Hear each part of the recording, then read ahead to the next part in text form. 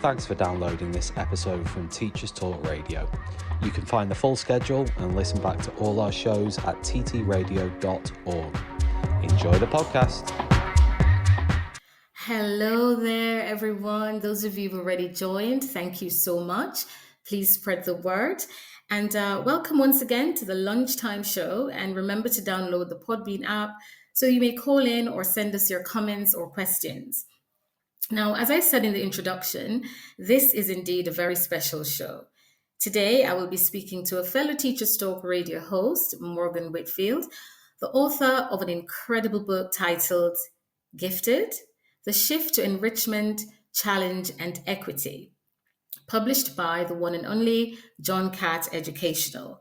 Today, we will be exploring the core ideas and findings of a well-researched, consciously crafted, and engaging and easy to read text. But before we continue and before we get right into the questions and talk about this fabulous book, let me pause to tell you a little bit more about Morgan. And usually I would have asked for a bio from my guests. Today, I didn't need to do that because I'm going to share from the very first page in her book. Morgan comes from a family of dynamic educators and is happy to continue the tradition. She has worked on 3 continents, with most of her career in British curriculum schools, where she has taken on such roles as Director of Teaching and Learning, Head of Sixth Form, Head of Humanities, and Head of Scholars. She loves to present to fellow teachers and is a passionate advocate for equity in education. Morgan hails from Canada and holds a National Professional Qualification for Senior Leadership and degrees from Queen's University and the University of Guelph, where she was a President's Scholar. In her spare time, Morgan travels the world with her husband and 3 magnificent children. So Morgan, welcome and thank you for sharing this gem with the rest of us. Thank you so much for having me. I'm so excited to be speaking with you today. Same, it's great to hear your voice. So usually when I'm introducing a new text or a poem to my students, I always like to start by unpacking the title, as I do believe it often sums up the author's perspectives. So, first of all, Morgan, why gifted with a question mark?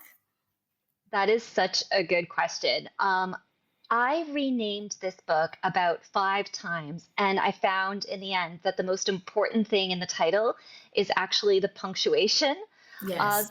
The question mark does a lot of heavy lifting. There was this assumption, I think, that giftedness has completely disappeared, that it's something that has gone out of vogue. It was something that was an education, but we've realized that it was a mistake and we've put it to pasture. And the more that I did the research for my book, the more I looked at structures within schools, the more I realized that gifted is something that is still very much alive, that we see the paradigm of giftedness and ability thinking around us in schools every single day, but that we don't tend to interrogate it. Mm-hmm. So I really wanted to make sure that the title itself was doing just that. It was being very critical about this idea of giftedness. So the question mark, to me, is probably the most important part of my title. And I actually remember telling my publisher at the time, can we make sure that it's in giant red? I'd like a giant red question mark. Which it is. Yes. Mm-hmm. Yeah, thank you so much. Yes, when I saw that, I was thinking, right. So when you're saying it, you can't just go gifted because it's asking a question. Gifted, my interpretation was, does that really exist? Is it a thing? Or do we exaggerate it too much? So thank you so much for explaining your mindset with that. Now, the extended metaphor of a circus demarcates each chapter. So those of you who haven't read it yet, please go get yourself a copy so you can really see where I'm coming from. So each chapter has a circus theme, and I found that rather intriguing and found myself anticipating the title of the next chapter. I'm thinking, okay, what is Morgan going to call the next chapter? And then making the links with the content. So here are some examples to all of you listening. For example, not my circus, not my monkey. That one tickled me a little bit. We've got aerial acrobats. We've got welcome to the big top. and so many others. So my question is, why the circus motive? Oh, I love the circus motif. The very first thing that I wrote when I began the book was I was envisioning what enrichment looks like. So, how do we enrich and extend students? How do you walk into a school and feel that vibrant, dynamic place? And I immediately just envisioned a circus. We are almost overwhelmed by so many things happening all at once. It's dizzying wherever you look. There is vibrancy, there our performances. There's people watching, listening, involved. There's so many different characters. And I really liked the idea of teachers as ringmasters who constantly bring out the best in the performers that come on stage. And that was the very first thing that I wrote was this idea of, well, what does enrichment look like if you had to describe it as a metaphor? As I went through the book, I realized that there were so many circus kind of motifs and sayings and tropes that would be really fun to kind of explain what's going on when we unearth giftedness. So, not my circus, not my monkey, is very much all about the history of giftedness. Yes. Giftedness has such an interesting history. It's one that is a really twisted legacy that's wrapped up in eugenics, but at the same time, it also has roots in how children are identified with learning barriers and how to help teachers overcome those barriers and work with students. So it is a very, very, very interesting history that giftedness has. And there's a reason why we feel uncomfortable using the word gifted because of the history of that word. So I think that there's this idea that it's not my circus, it's not my monkey. We don't really have to deal with giftedness. But at the same time, giftedness is kind of the basis for many of the things that we still have in education today. And I found that chapter really interesting to write. Jumping through the rings of fire. When I looked at jumping through the rings of fire, I was thinking about all the ways that we kind of do funny things in the structures of our schools. And a classic example of that is ability setting. We look at putting kids in gifted classes. We have acceleration. So those are all things that we think might work to help students that we would label or consider high ability. However, they're not quite right.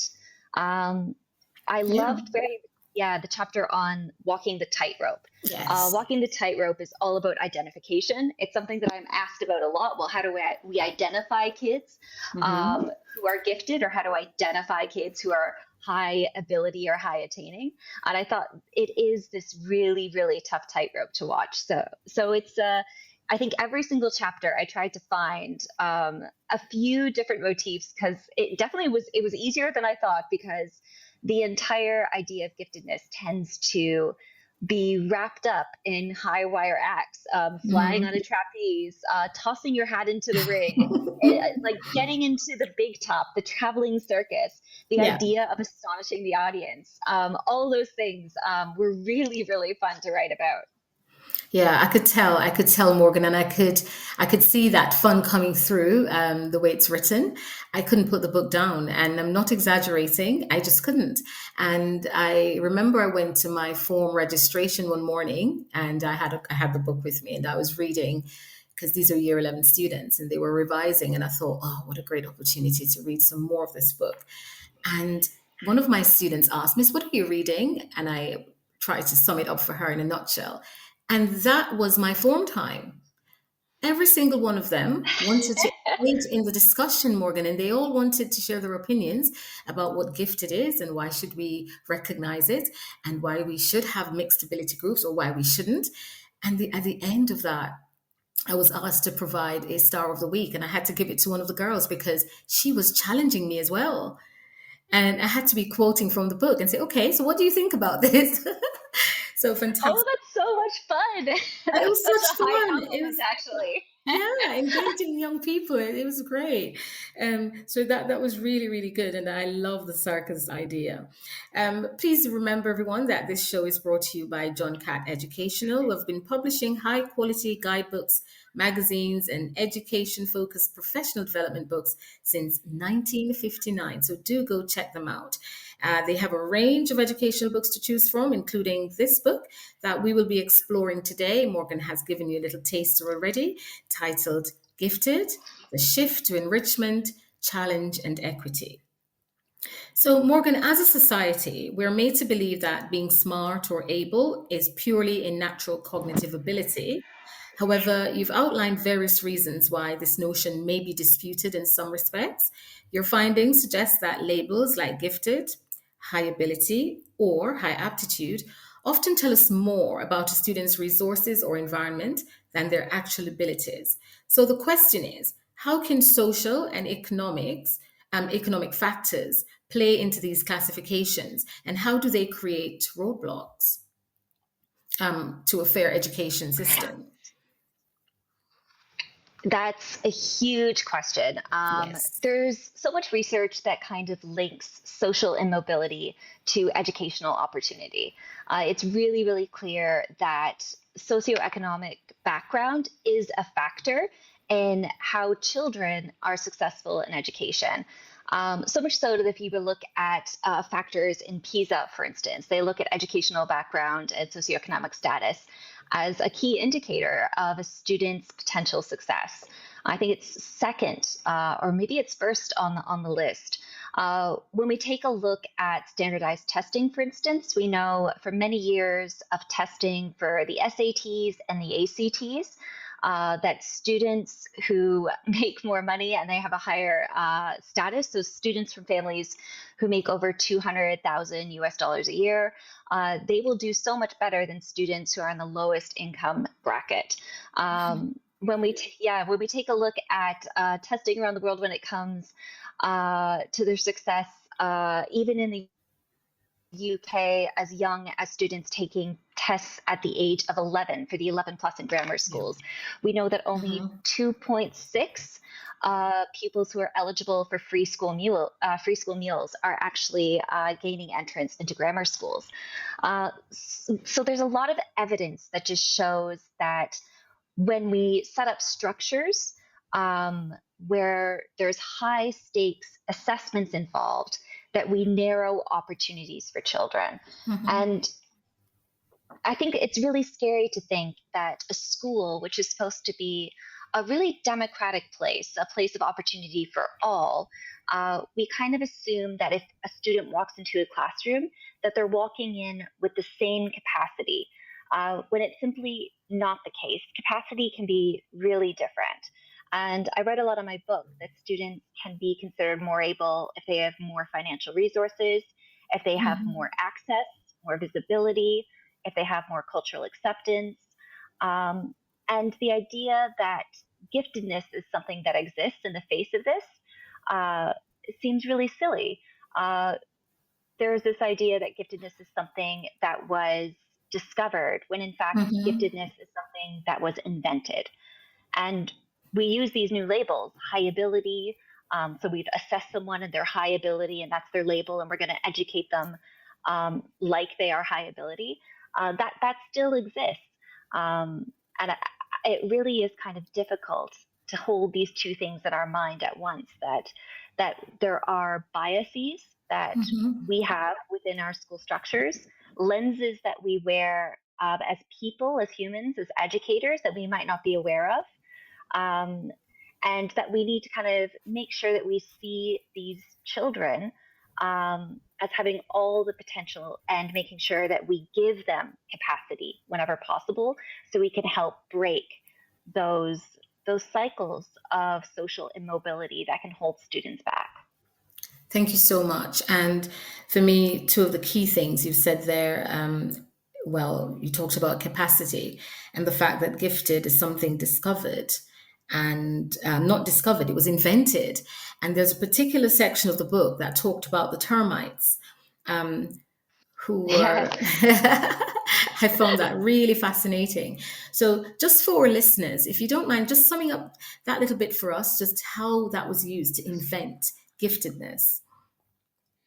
I found this really fascinating. I think that Lewis Turbin and his study of geniuses has been around for a while. It's one of the longest lasting studies that's ever been done, I think, in psychology. But it began back in 1916. Lewis Turbin, he was basically the professor who brought the Stanford Binet intelligence test, so the IQ test, Hmm. into the United States, and he worked in California, and he kind of tapped on the shoulder um, a bunch of children that were in the area that were sons of bankers and lawyers and college professors. He tested them using this test and he finessed it a bit. And he decided that these were ones that we could basically put in as gifted so that they would have an intelligent quotient, and he called it gifted, if they were able to get a certain score in a test that could be measured in 120 minutes. So after he had decided, okay, these are the children that I've identified as having high IQs, what can I do and what difference can I make if I followed them? Now, Terman was really fascinating because he was a very open eugenicist. Hmm. He belonged to eugenicist societies, and he really wanted to prove, as a political point, that these students, uh, because they were genetically favored, they deserved a better quality of education because they were capable of so much more. They would be good for the nation. And there's almost this cure for cancer argument. We have to take our best resources for our best students because they will do the best things for our country. And Hmm. the study that he set up, he followed these students, these group of students, for decades upon decades to see, well, what difference did they make? How successful were they in life? And every few years, they would get a new batch of questions that they were answering.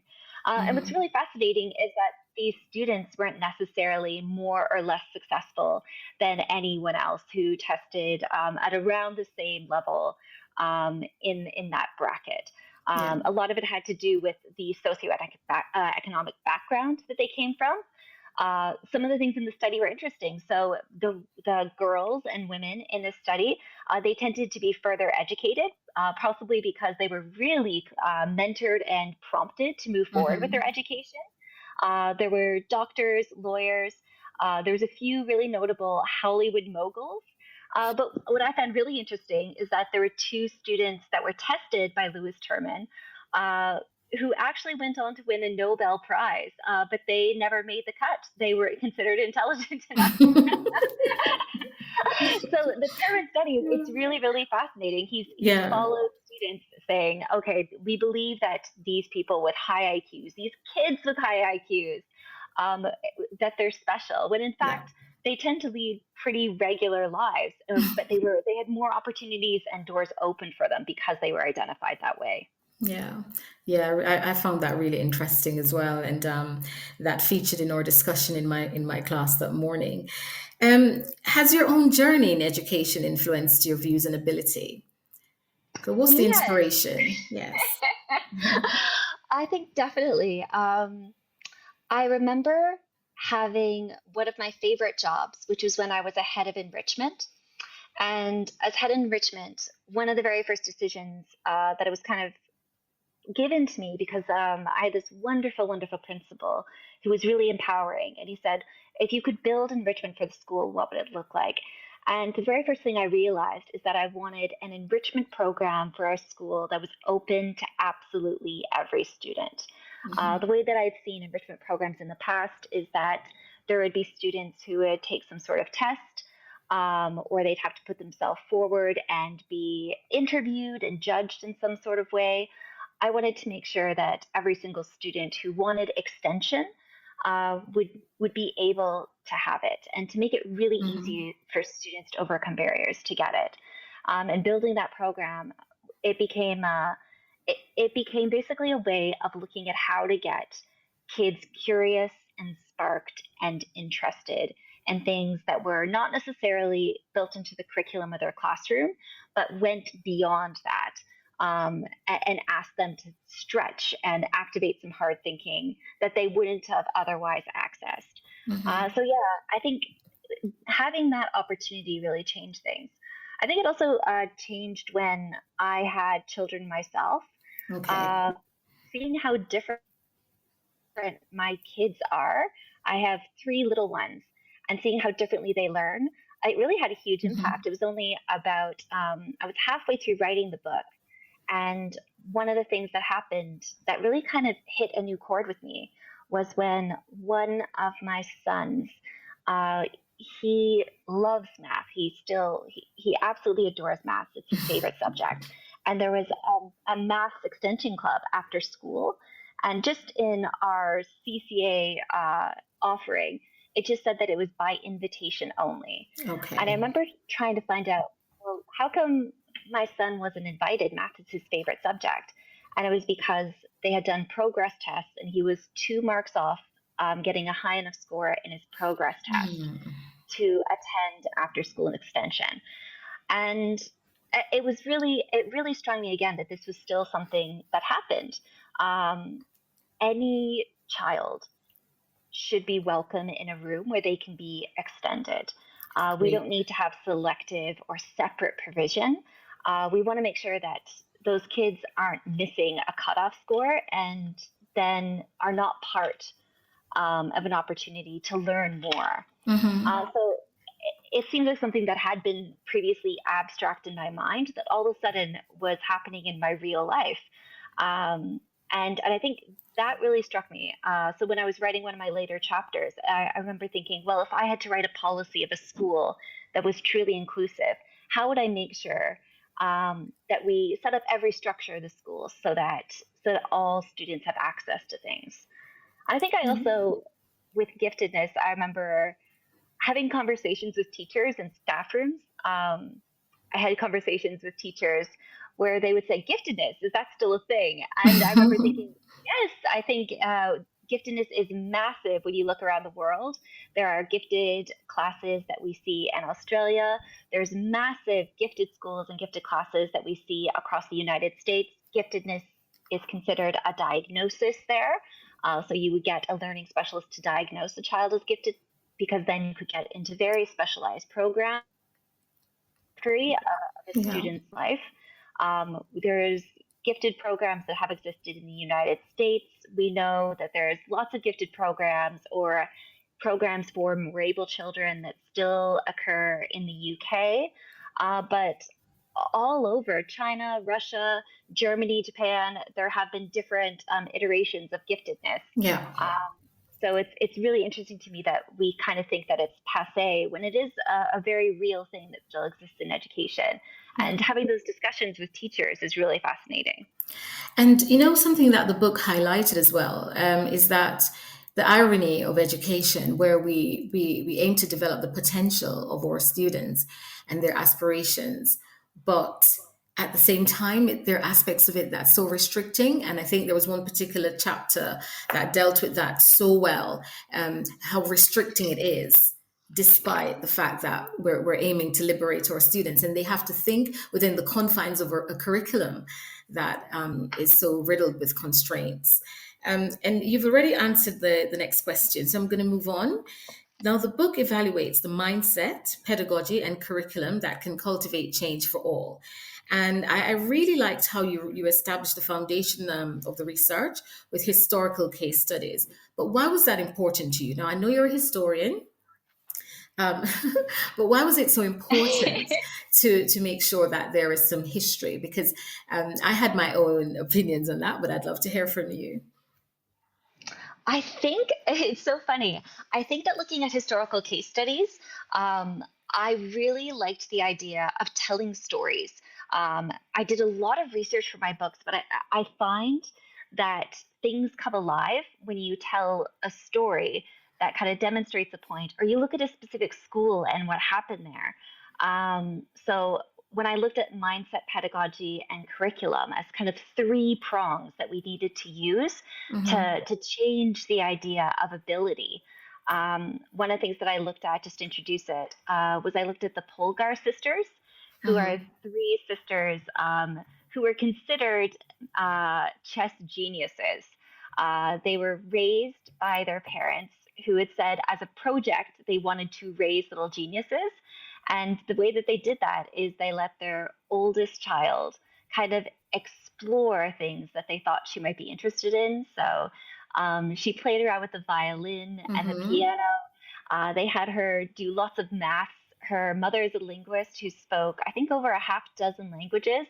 And so they had her kind of playing with language, but she gravitated to a chessboard that sat in her father's living room and just began playing with it. And her dad taught her how to play. And within 6 months, after playing every single day, she started to beat um, players that were 40, 50 Yeah. years old in the Budapest Chess Club.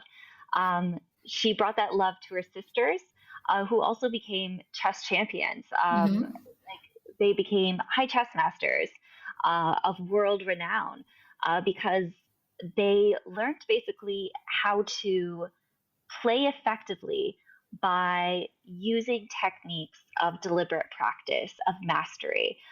They did tell themselves stories. There was this idea that they could do anything because they didn't know any better. And I Mm-hmm. found this story particularly inspiring because the chess world tends to be really unfriendly to women. Yes. Um, they actually had to leave um, their home country and travel outside just so that they could play in tournaments with men. They weren't allowed. I think when you go into chess holes, even today, there's a lot more men and young boys than there are girls and women. Uh, and they played against players who were very open and misogynistic about the fact that girls didn't really belong in the chess hall. And I think they kind of took that and they used it as a strength. They knew that they were kind of by working together and being excellent, they were going against this idea that they were confined in any way by a stereotype. So I really liked the idea of, well, here's an example of three young girls who have changed the narrative of what giftedness is, and Mm-hmm. they quite purposely set forth this idea, and they said it all the time. And Judith, the youngest Polgar sister, actually started a chess foundation, uh, where it basically says that chess is for everyone. There's nothing that could hold anyone back. You don't have to be born gifted. There's Mm-hmm. not going to be a pianist that sits down at a piano and immediately plays a concerto. You're not born having those skills. You build them up through practice over time. Yeah. And all these ideas of kind of gifted prodigies, for instance, I think you have to unpick them because Mm-hmm. they loom large in our consciousness, and our collective consciousness is something that's real, and we can kind of point to them as, oh, like, what about this exception? Like, they were obviously gifted. Mozart would be another great example, but that's Mm-hmm. not giftedness. That's having a different kind of education that's highly specialized, and a lot of work that's gone into that skill set. Yeah. So yeah, it's really interesting to use historical case studies to kind of deconstruct ideas of giftedness. And I love Yeah. using the ideas of schools too. There are different schools that have really changed their mindset, that have changed their pedagogy, that have completely changed curriculum pathways so that there's Mm-hmm. much higher success rates and challenge for all students. I love that, and it's so important for people to be able to see this in practice and recognize that giftedness can be nurtured. When I read that bit, I was thinking, "Wow, what a hostile environment!" But they held their own, and a lot of those people had to then turn around and congratulate them or eat their words because yeah, Yes. the sisters did exceptionally well. Yes, that was a brilliant example. Please remember that this show is brought to us by John Catt Educational. They publish quite a number of educational books. As a matter of fact, I went to a conference recently and I just could not get away from John Catt's stand because I was like a kid in a candy shop. So please, when you go out, search them out, go online, you will find them. John Catt Educational. You'll find fantastic books, just like the one we're looking at today, Gifted: The Shift to Enrichment, Challenge, and Equity. So before we take a short break, Morgan, how can a strategy of powerful knowledge be implemented? Oh, Building, yes. powerful knowledge is really fascinating because it was kind of brought into kind of popularity by Michael Young. And I think powerful knowledge is best described as going against Mm-hmm. knowledge of the powerful, which was this idea of kind of a curriculum that if you were privileged, you would understand. So you would have this certain knowledge that would empower you to kind of navigate life better. So if you were able to quote Shakespeare in the drawing room, that's Mm-hmm. the kind of powerful knowledge. And it tended to be very Western. It tended to actually have a lot to do with like social class. What we saw in England in the 1980s, for instance, the idea that we're going to have a national curriculum, we're building a national curriculum so that all students learn the same thing, Mm-hmm. so that it's an even and equal playing board. But powerful knowledge kind of goes beyond that. It's not kind of knowledge of the powerful, but it's the idea that we want to have many different diverse voices as much as possible. If we were to, let's say, just have the same knowledge Mm-hmm. available to all students, that knowledge doesn't tend to necessarily be from diverse voices. Um, Powerful knowledge is the idea that, first of all, we have knowledge that's specialized and it tends to be contained within disciplines. So we can speak the language of the discipline. It's conceptual and we're building a vocabulary. It allows us to build schemas. The Yeah. next thing that powerful knowledge does is it allows learners to explain things that are beyond their immediate experience. So I have the opportunity then, it's kind of like constructivism, to really understand, oh, in biology, I have planted a seed and now I'm watching it grow. Mm-hmm. Explaining things beyond my immediate experience might be understanding cellular biology. So, understanding what's happening in a cell, or understanding the reason that it's growing is because we have photosynthesis. So, we're going to explain things that are beyond our immediate experience, and we can then see the connections. And powerful knowledge is really powerful knowledge when it does this big third step, which is that it equips learners with tools, so intellectual Mm-hmm. tools to respond to complexity and to challenge assumptions. So once we have a built up idea of knowledge, we should be able to make linkages and to respond to really complex ideas. I think a lot of the times we assume that, oh, students have to be able to do a thesis or to find a gap in knowledge and write a dissertation, and that's how we know Mm-hmm. that they are building new knowledge. They don't have to build new knowledge, but they should be able to look at the world and instead of see black and white, they should revel in all the gray. They should be Yes. able to understand that there's two truths that can hold true at the same time. And understanding complexity and being able to challenge bias or providence or different perspectives, ethical ramifications. All those things are really powerful. So powerful Mm-hmm. knowledge kind of allows you to build those schemas, understand things beyond what is your current experience, and challenge complexity, which is a high order, but that's what we really want learners to be able to do. I love that. I love that, Morgan, because often, we're asked to encourage critical thinking, but sometimes, as classroom teachers, educators, whatever, we don't really know how to interpret that. What does critical thinking look like? And we think it's just asking those why questions, but you've just said about powerful knowledge. It's not necessarily finding the gap in the research, but is looking at what exists and looking at both sides, the two truths from both sides. I actually love that, and I wish that could be something disseminated across every single educational sector in our world, because that is what I think critical thinking should be all about. Yeah, It's really funny. Critical thinking is one of those terms that has become so overused that we're not quite sure exactly. what it means. Like when you I agree. articulate What is critical it? thinking, yeah. so many. I think it's just one of those things where, like, if you had to list skills that you were imparting to students every single day in your class, you'd just be like, oh yeah, and we're also doing critical thinking. Yeah, but it's also now featured on our lesson plans, for observations. A checkbox. It What are your really is. Oh yeah, what are your questions for critical thinking? And you sit there and you try and come up with some questions. Do you really ask them? I don't know. Do you understand why you're doing it? Probably not. So this is very important. I love that. Powerful knowledge. Um, and just before we go for a short break, this is also something that we're encouraged to do. So, is teaching to the top a valuable approach, or is there potential it can be misapplied? This is really interesting.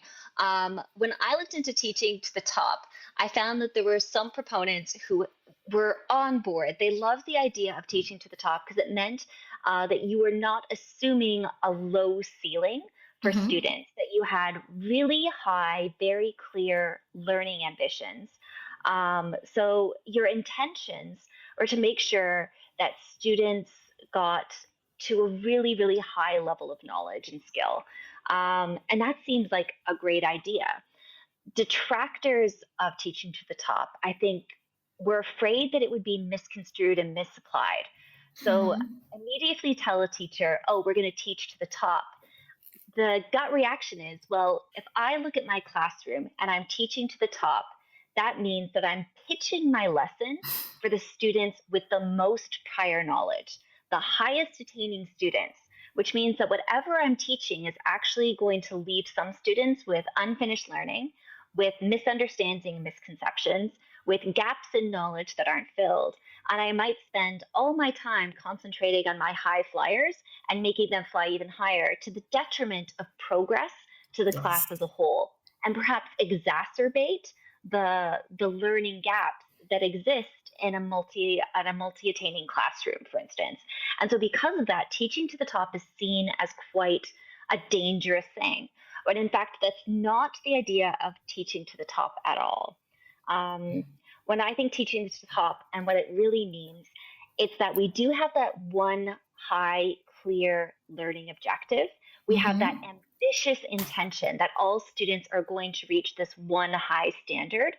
And then it's from that one high standard that we expect all students to reach that we scaffold down. And we That's it. scaffold differently. There are different scaffolds that are needed, but we expect every single student, because we provided them with the right tools, to climb that ladder and reach that bar.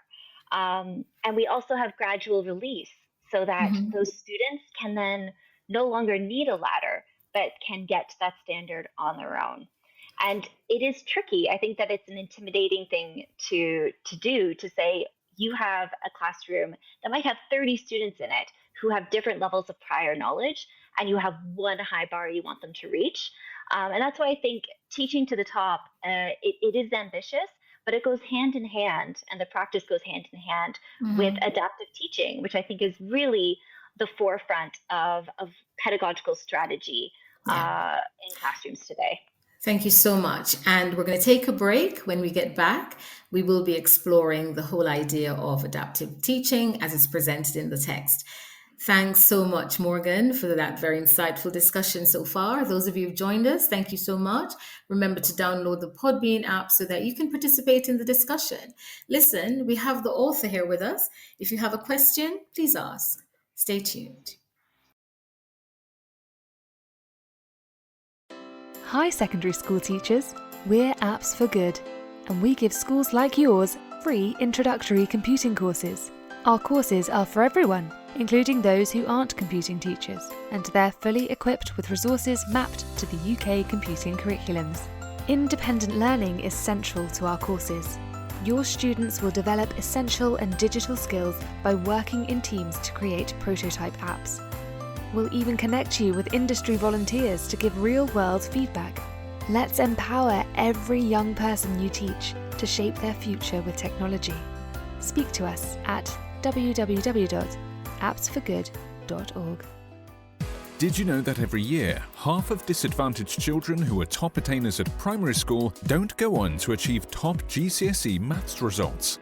At Axiom Maths, we exist to change that. Our fully funded program helps schools nurture young mathematicians through weekly face-to-face math circles, where pupils tackle challenging and exciting problems outside the national curriculum. With just under £3,000 annual funding, expert training and quality resources, we give schools everything they need to inspire the next generation of mathematical thinkers. Want to make a difference? Visit axiommaths.com today and join over 400 schools delivering math circles across the UK. Meet 2025 BET Award winner Kialo EDU, the 100% free tool for thoughtful, inclusive classroom discussion. On Kialo, students contribute instantly and simultaneously to create an interactive map of a discussion, deepening their subject knowledge and enhancing their critical thinking skills. Set tasks, track participation, and provide personalized feedback in just a few clicks. And since it's compatible with all your favorite LMS platforms, it slots seamlessly into your existing workflow. Over 1 million educators and students are already using Kialo to make the world a more thoughtful place. Join them today at kialo-edu.com.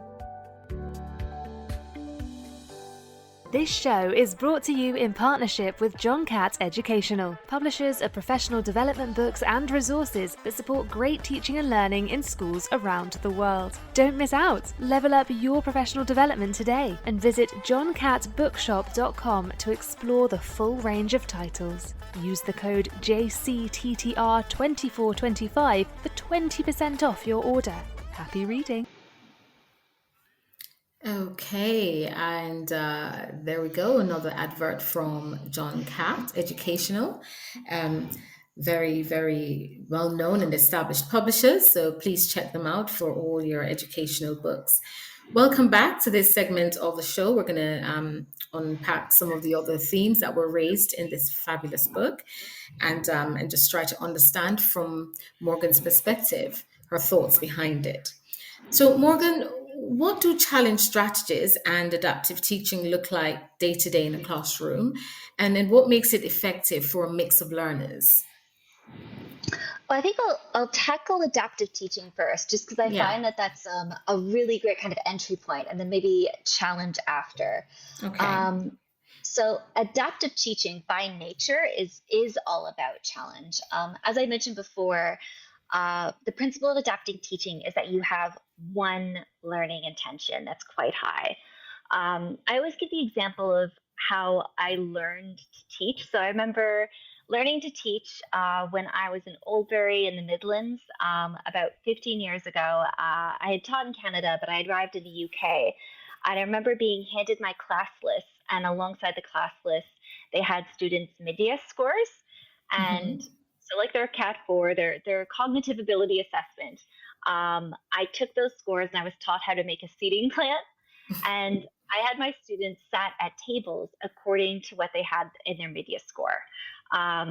So I had my low ability tables, my middle ability tables, and then my high ability tables. And I planned every single lesson as if it was 3 mini lessons. So I had objectives that looked like all students can, most students can, and some students can. And they were red, yellow, and green. And so that students could clearly see what they were going to be catered to. And I had separate resources for the students who were low ability. I had special resources set aside that were like matching, fill in the blank, where I was having my high ability students, they would be writing full essays or doing like graphical analysis that I just didn't expect my low ability students to do. And I realize now what a disservice that was to the students that were sitting in that low ability table. I didn't expect them to learn as much, and they didn't learn as much. I kind of made them dependent on scaffolds. I didn't give them as much opportunity for extension. So in the way that I was teaching pedagogically, I was holding them back, which is why that type of differentiation has really come to an end. Adaptive teaching wants the opposite. Instead of having those 3 learning objectives, you want one really great learning intention. And it shouldn't be disconnected. You want to connect it to prior knowledge So it's in a really lovely, clearly sequenced scheme of work. And with that higher order lesson objective, you have really clear ascending steps to success. So it's chunked so that students see the steps that they need in order to achieve that one objective. And a huge part of adaptive teaching is just presenting information, connecting it to prior knowledge, and then saying, okay, now that I've presented you with this information or I've modeled something, what I want to see you do now is hard thinking. I want to watch you struggle. It means walking around the classroom and allowing students to struggle, which is really hard for teachers because we naturally want to prompt, we want to help, we want to give them the scaffold right away. We want to push them a little bit so that it's easier to find the answer. When in fact, what we should be doing is we should allow that productive struggle to happen. So allow the pause. One of the things that I've learned with adaptive teaching is that I used to have stars on my register so that students who might have a learning barrier or difficulty, or students who are English second language or additional language, I might have a scaffold that I'd prepared beforehand, and I might just immediately hand it to them as soon as they got to the task. And then I realized, no, they should struggle. And then if they have a specific question, then I might use it. And also there are students in the classroom who don't have a star on the register that might really want that scaffold because it has to do with, like, they might be English as an additional language, but they might not have that star on the register, for instance. So making sure that students struggle and that we are really judicious in how we pause and listen to them. We can't make assumptions that if we hand them that scaffold, that it's the perfect scaffold for them. Instead, it means being really present in the moment, asking them questions and asking them to articulate what can help them. So to articulate, okay, I'm having trouble with the vocabulary, or I'm having trouble understanding how this paragraph should begin. What's a good paragraph starter, as opposed to just automatically handing it out. So there's so much there about breaking tasks down into small chunks. There's things about modeling and making sure that you have that gradual release of, I do a model, then we do one together, and then you do one independently. And a lot of allowing students to practice things so that they become almost automatic. And more than anything, adaptive teaching really encourages a high volume of open questions. You're checking for understanding all the time. You're doing show me boards. You're doing quizzes. You're doing think, pair, shares that you can quickly kind of flush out if there's any misunderstanding. And you're having really dynamic feedback all the time through conversations with the class. So yeah, it also kind of prioritizes understanding something over task completion, which I think can often become a focus in lessons. So I think adaptive teaching is a really great format, or a really great kind of pedagogical strategy to go into a classroom with, that every student can do this and we're going to get them to this level. And I think that framework, as opposed to there are some students who will get it, some who won't, but then we're moving on to the next chunk of content tomorrow. So it's a different way of framing how we cover curriculum. Thank you so much. So there are two things I'd probably ask you to elaborate on a little bit. Now, you mentioned prior to your knowledge of adaptive teaching and how powerful that is, that you would be setting your students in the classroom according to data. Unfortunately, it's still happening today, and there's a shift away from that, but it is still happening. So my question is, what subliminal messages do we send to our young people when we do that? Because you mentioned that everybody knows where they fall, right? On whether red, amber, or green, and they understand what they represent. So how do you think that impact on young people in the classroom, emotionally or mentally? Well, we do know from studies that it does have an emotional impact, that students definitely know whether they are sitting at that table. It's the same way that students know, like, quite easily, and I'm amazed at how open it is. They know what sets they're in. They literally know how they are stratified in maths or in English or in science in some schools. They know that they're in set 1, set 2, set 5, or set 6. And that identification comes with a lot of stigma. And it also makes students very cramped when it comes to their curriculum pathways. The idea that if you're sitting at set 6, that how much work will you have to do to make your way up to step Mm-hmm. one? And Mm-hmm. that seems insurmountable when you look at where you're sitting. Where if you're in a multi-ability classroom, then all of a sudden the dynamics are automatically different, and the doors seem a lot more open. Um, Yeah. I think setting is a really great example of that. But we know as a whole that students are disaffected. There was a really amazing study that was done by William Bowler and Brown, and it was a 6-year longitudinal study, I think across 6 different schools in the UK. And they were looking at maths and math setting in particular. And what was fascinating is that it wasn't just the students who were put in lowest set maths who were disaffected, but Mm-hmm. most students in all sets were disaffected with how they were performing. So if you were in the second set, then you felt not good enough because you weren't in first set. Yeah. If you were in the first set and you were a girl, one of the findings was that you were disaffected and had imposter syndrome because you felt if you couldn't keep up with the pace, that you weren't good enough and that you didn't deserve to be there. And so they wanted to go into the second set or the third set so they could work at a pace where they felt more comfortable. And there was this idea for teachers too that they had to race through materials in the top set. And so there was kind of a frenetic pace that students Yeah. were really worried that they couldn't catch up. And there have been studies that students who are labeled or they're given a low ability label, or they're seen as having a cognitive test score that is low, that parents have low expectations of them, that teachers have low expectations of them. They're less likely to sit near the front of the classroom. They're more likely to be critiqued. There's less warmth and rapport that has been given. And again, this isn't always true. This is from a study by Good and Brophy in 1985. But there's something about it that does feel true. That you're less likely to call on those students. They might get less feedback as opposed to more feedback. So definitely when we give one number and we reduce a student to one number, it's really quite dangerous. Because it's a very easy thing in education to do. We say that we're data driven, and that's supposed to be a very good thing, but we're also reductionist.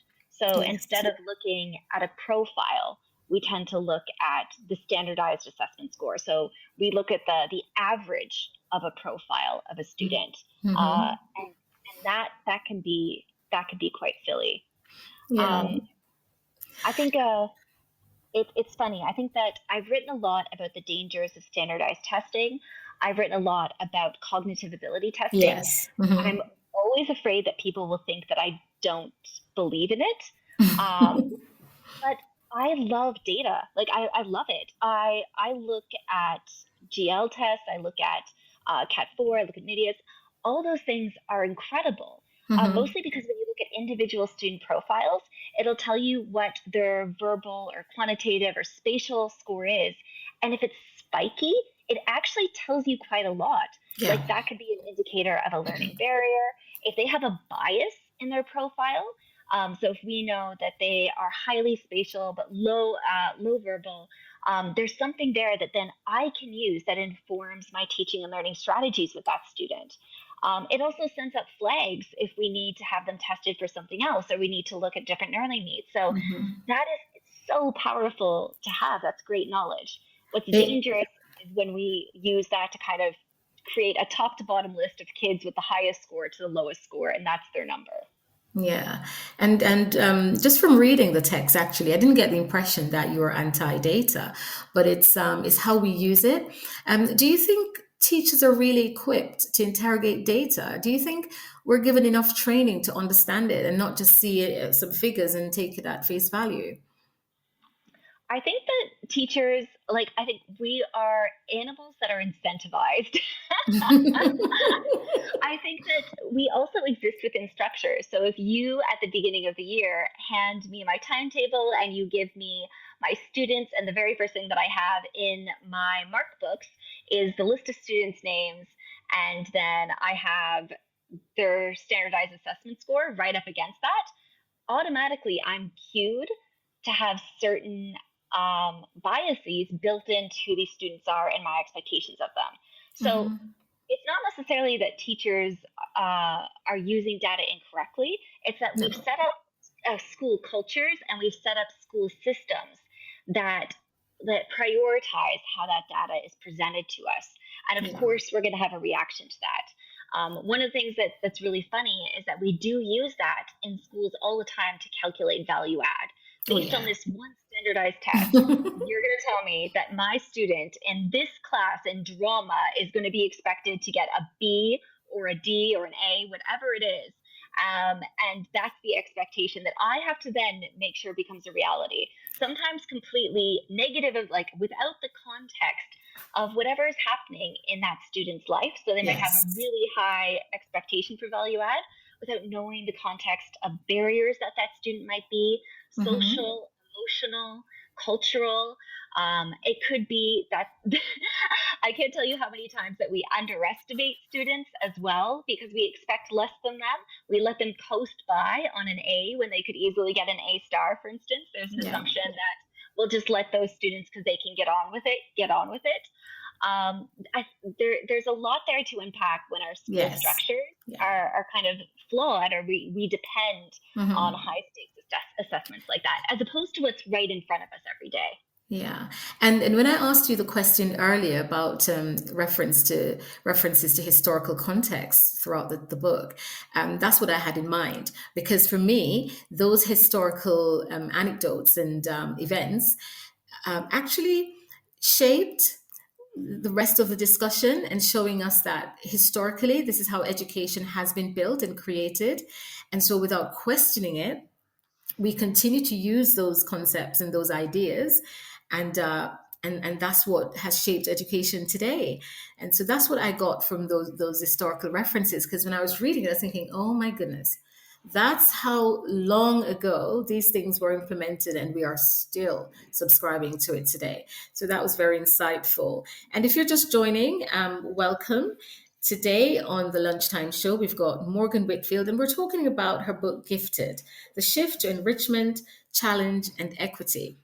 Now, this show will not give us enough time to really unpack this book because it's so rich with information that's valuable for all of us. And Morgan, you just spoke at length about adaptive teaching, and you've already answered some of the questions I had in mind. But in the international context, and I'm also in that context as well, and you are. Many students and parents are new to the pedagogy of teaching and learning and adaptive teaching and all of that. But what they're used to is setting and ranking and high state summative exams. Now, how can a movement towards adaptive teaching be used to shift any cultural conceptions? That is a really great question. I think it's a chicken and egg scenario because I've had conversations with maths department heads before where I said, well, it doesn't work. It doesn't do our students in terms of outcomes. We know from studies that have happened across the world that we see marginal gains for students at the very, very top end of attainment when we have sets. But overall, we see outcomes improve, and this rising tide lifts all boats when we have mixed ability. Yeah. And one of the arguments that I constantly have to come up against is, but parents expect it. Yes. And I'm actually amazed because I feel like as a senior leader, I've been on the receiving end of many an angry parent email about, well, why isn't my daughter in the top set? Why isn't my son moving up to set 3? And it takes a lot of time and energy to stratify students so rigidly. But yeah, there are these expectations that students are ranked and stratified, and that we put them through high stakes summative exams. And I really think it's one of those things that, in an international context with international schools, I'm always amazed that sometimes we underestimate our parents. When I was a head of sixth form at an international school, one of the very first things we did when we opened up the sixth form is we had a huge induction evening. I remember having, it must have been about 300 parents that were in the auditorium. And the first question I asked was, raise your hand if you have come through the British curriculum. And about 10% of the parents had actually gone through the British curriculum and gone through a sixth form where they had gotten their O levels or their A levels. So 90% of the parents we had assumed understood the British curriculum or the idea of setting, and they hadn't. The school that I'm working at now, it's really fascinating the way that we assess and we send reports home to parents. I think parents, once you kind of educate parents as well, there's a way to show them this is how we assess students. It's really powerful and allows them to grow. One of the things that we're implementing for next year is actually a parent curriculum. So for different key stages, we're having workshops for parents every single week to come in and they could be pedagogical conversations. So what does retrieval practice look like? Why does it work? How do we do it with your students? How can you do it at home? Exam stress. So what does this look like? How are we putting pressure on students? I'm in Southeast Asia where exams are seen as really, really stressful, and there's a lot of pressure put on students. And I think on the other end of the spectrum, I've worked in countries where exams don't really hold as having much import. So parents don't understand that their children might be going through a lot of stress because of it. So yeah, having a parent curriculum where you show parents kind of behind the veil of the curriculum and of the pedagogy and of the assessment, that can help them out a lot. So I think a lot of the times we have to work in tandem to get our parents on board and also to help destigmatize things that happen in our community too. So things like having really celebratory neurodiversity weeks is really powerful. So all those things kind of change how parents view things like setting or ranking or high stakes exams. I think it's been really handy writing a book called Gifted, just because parents want to have their kids identified as gifted. And so when I say, actually, no, giftedness is not a thing. Like it has no air. There's no weight behind it. Giftedness doesn't exist. And then being able to be like, actually, I have 400 pages of research that I can tell you about how giftedness is not a thing. And then having their eyes light up and they realize, actually, like when I look at how my son or daughter is being educated, there's so much richness there. I don't need them to be ranked at all. I need them to be excited and curious and learning. Fantastic. And that's it. You're armed. And so you're equipped to have that conversation. And that is why, listeners, you need to get a copy of this book so that you can have some informed conversation with parents.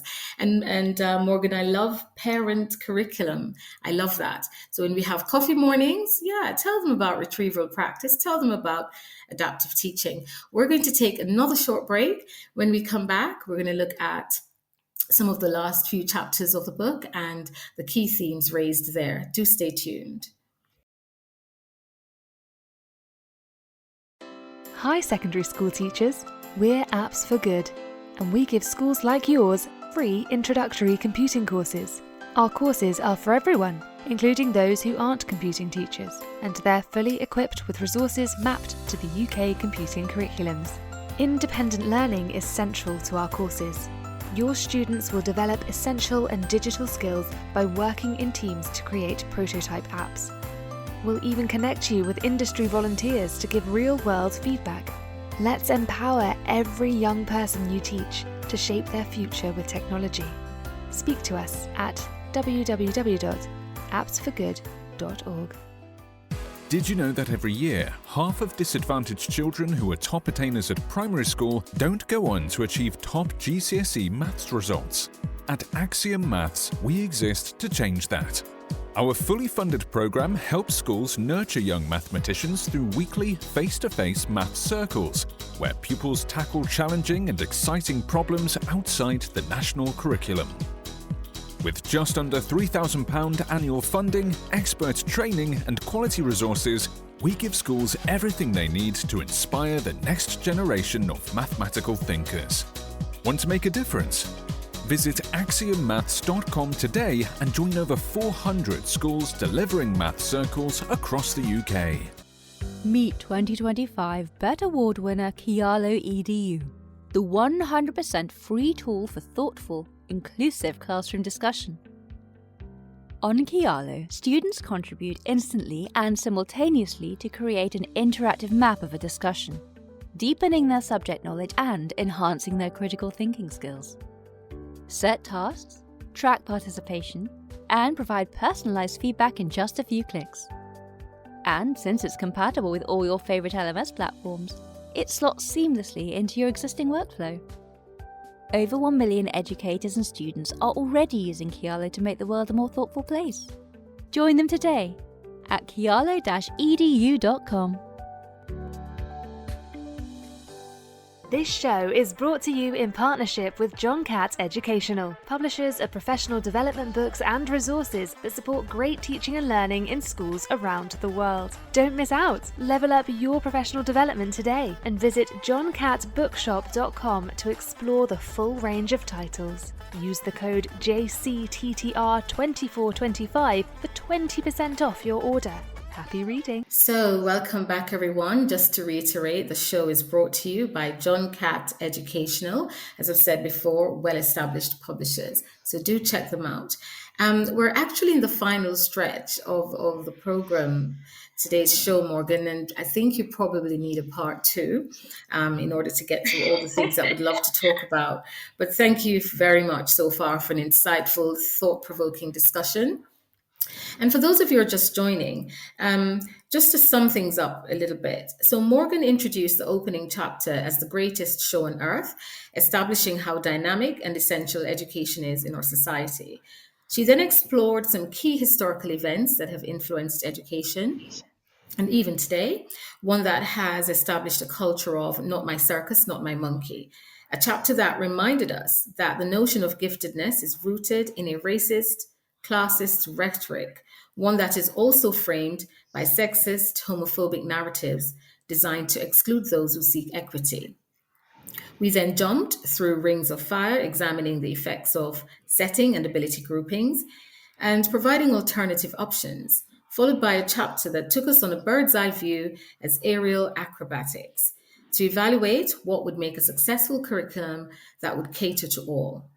This next section of the show will shift focus to key players by astonishing the audience, who after reading it, I can confirm we're referring to our learners. So, Morgan, in this chapter, the importance of oracy was highlighted. Could you please outline your findings on the importance of oracy in engaging all learners? What are the merits, and why should this be carefully planned? So part two of my book, the first part was a lot of history and kind of pedagogical theory. It was also making the argument against giftedness. And I think the second half of the book was so much fun to write because it was all about here are fun strategies for challenge. Yes. How do we make our challenge dynamic? How do we make every single classroom come alive? And that's why I say astonish the audience. It's all about how students, again, can enter that dynamic place of enrichment. And so when we look at oracy is definitely having a moment right now. Voice 21 has done incredible work. And you can see that dynamic dialogue, it really drives learning in a classroom. It's really, really powerful.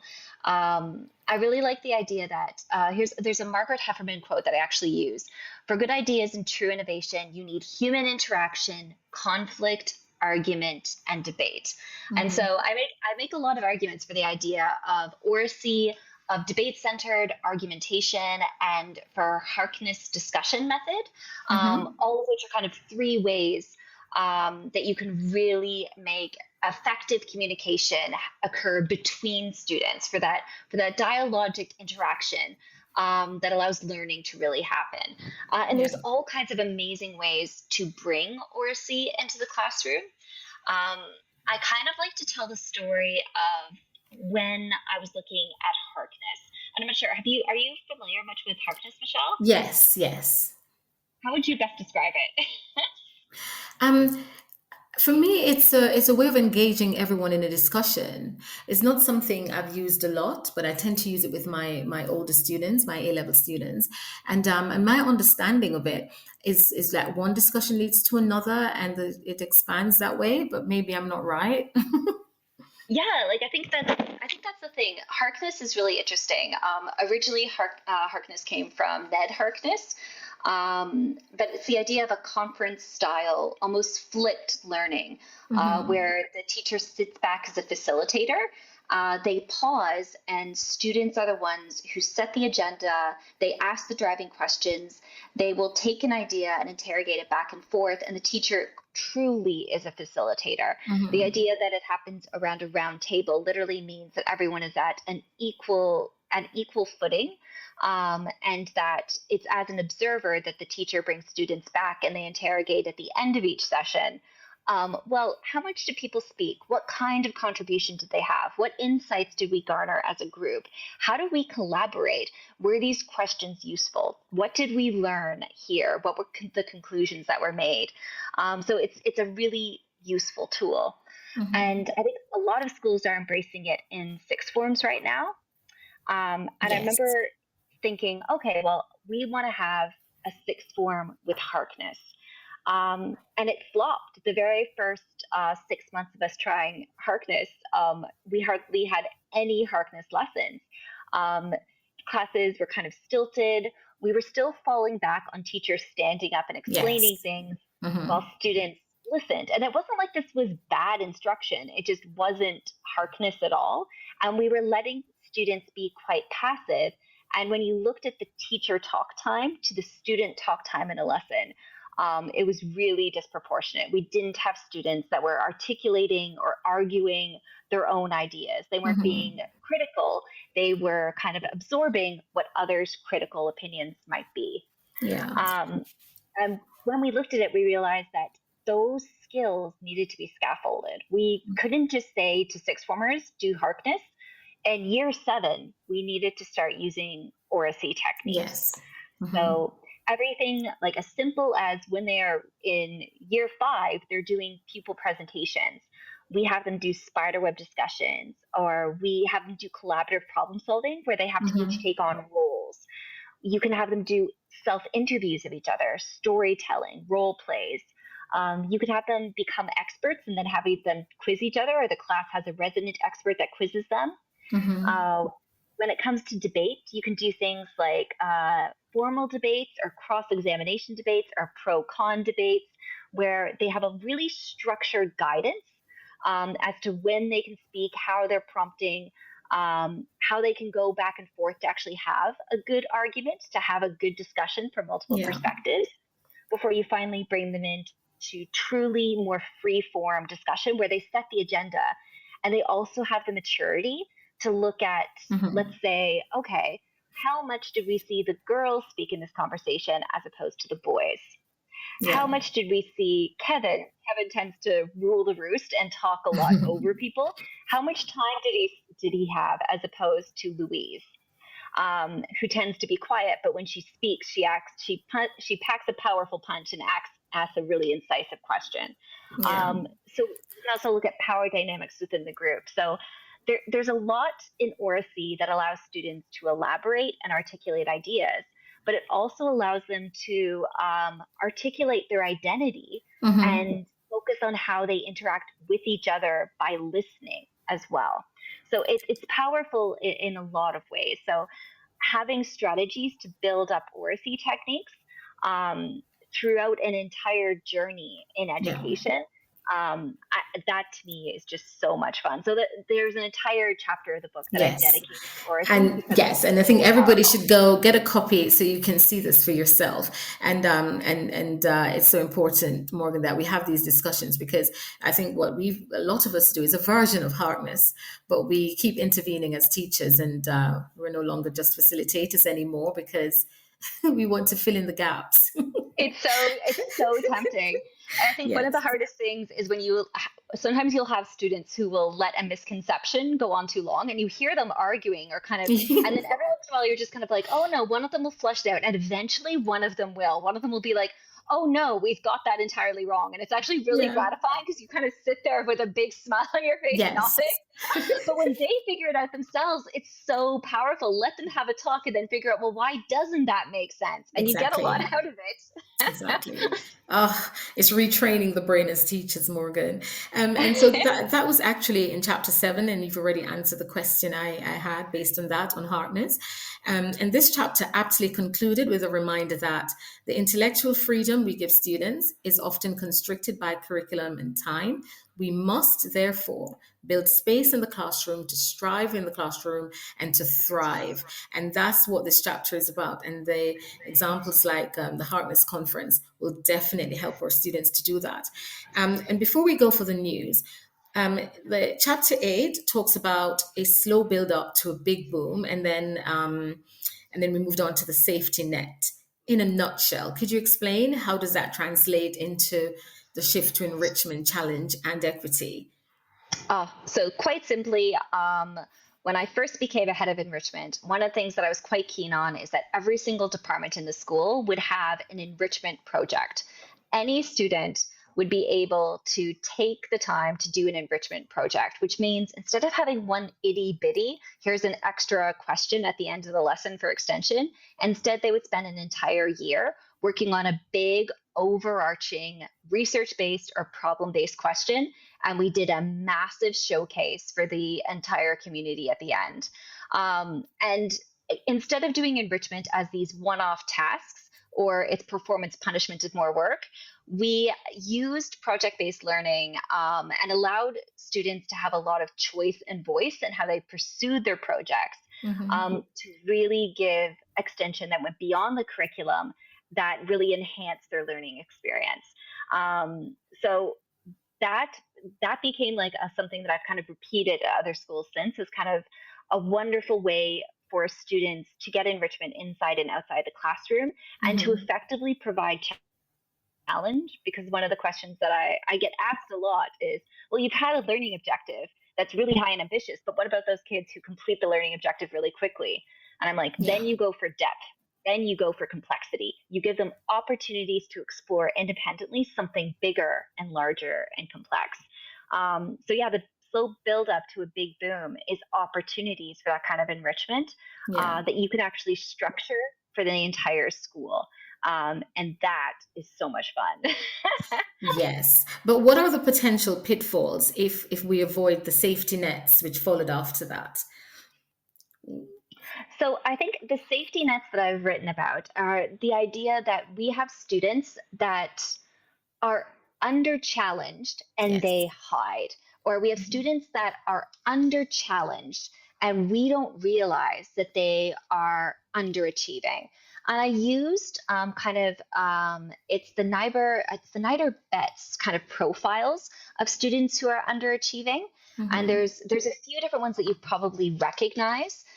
There are successful students who they only are interested in getting their A star in school, and they're not interested in anything deeper. They tend to be very extrinsically motivated, but they won't ask questions beyond the curriculum. So it's about kind of igniting their curiosity. Yes. We have students that this happens a lot. He's very bright, but he's very bored in class. He's got lots of potential. Lots of potential, but we can't seem to get him to do any work. So it's kind of like, well, how do you support that student who is bored, who rushes to finish tasks, who get frustrated to say that they can't be asked? I think a lot of the times, like, teachers will say, oh, this is a troublemaking loud house. Yes. But another way to frame it is, this is a student that is really asking for more interesting challenge. Yeah. So there are lots of ways to give them more interesting challenge.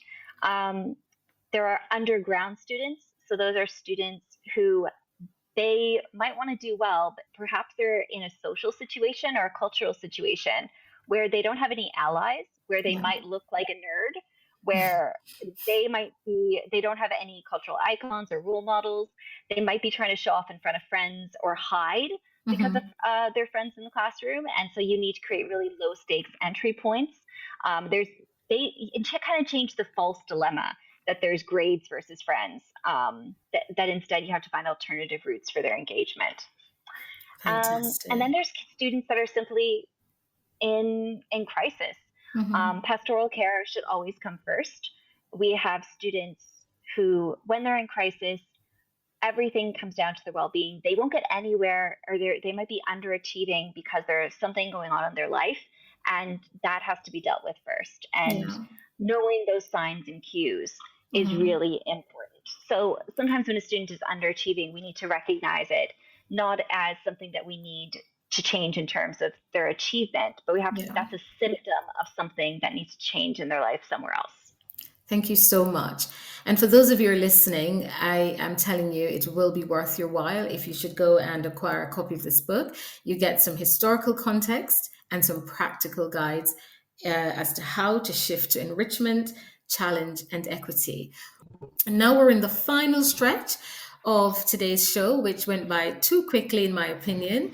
And we're going to look briefly at part three of this section, themed equity, and a chapter I think that prepared us, or a section that prepared us for the final act under the metaphoric big top.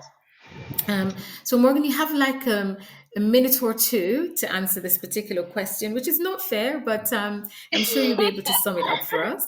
So, um, undoubtedly, we know that shifting to this model of universal challenge and enrichment is powerful and sounds really powerful. But what we also have to accept is that it will require changes in policies, school structures, assessment systems, and teaching and learning approaches. So, if you could sum up for us, what kind of support do leaders and teachers need to make this shift a success? And by the way, I'm already a convert. So, yes, what do we need to do to make this successful? Well, I think this is so interesting. Just listening to the news right now, there were so many stories that actually kind of pivot right into this. I think the best example I could give is what happened during COVID. During COVID, we saw a massive shift in how assessment was done. So normally we have high stake assessments. So an example would be the SATs or the ACTs, or we'd have our A level exams.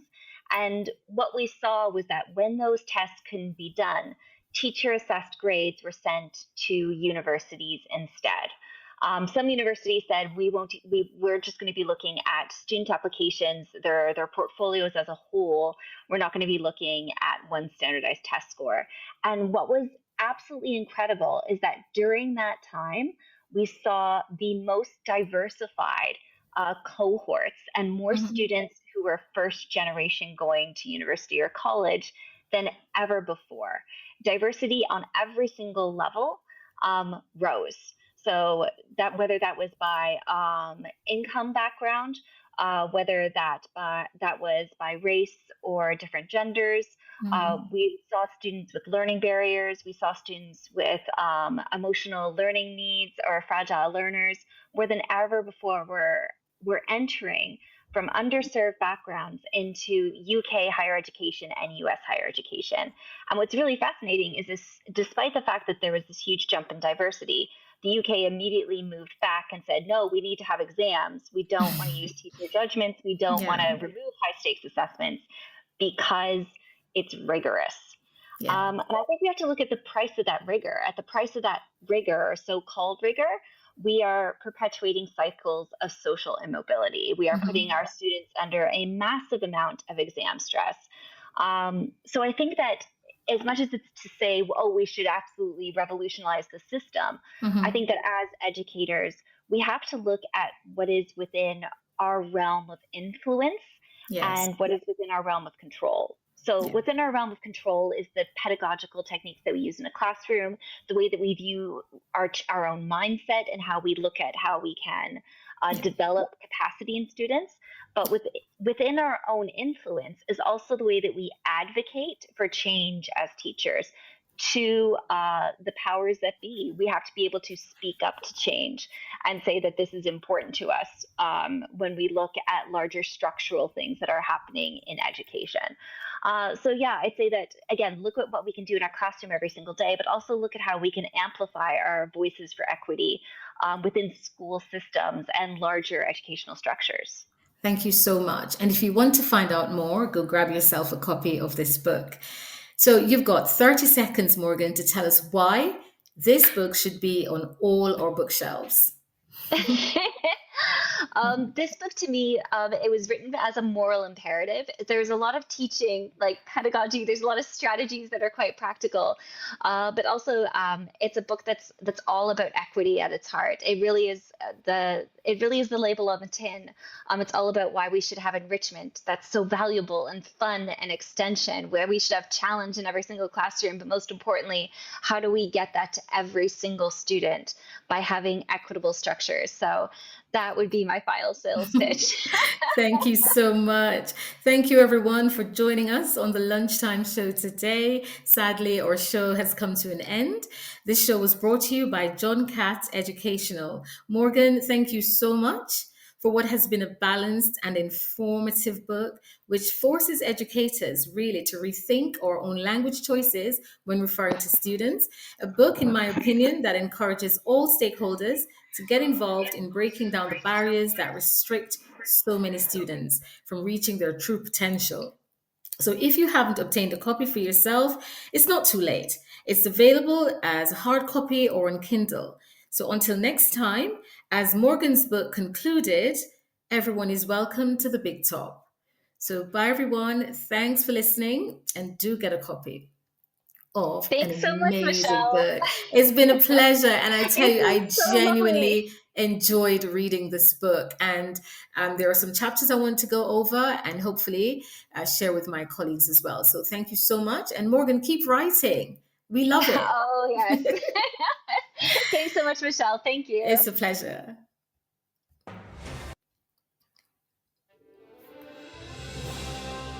You've been listening to Teachers Talk Radio. Tune in live and listen back at ttradio.org. We look forward to hearing from you next time on Teachers Talk Radio.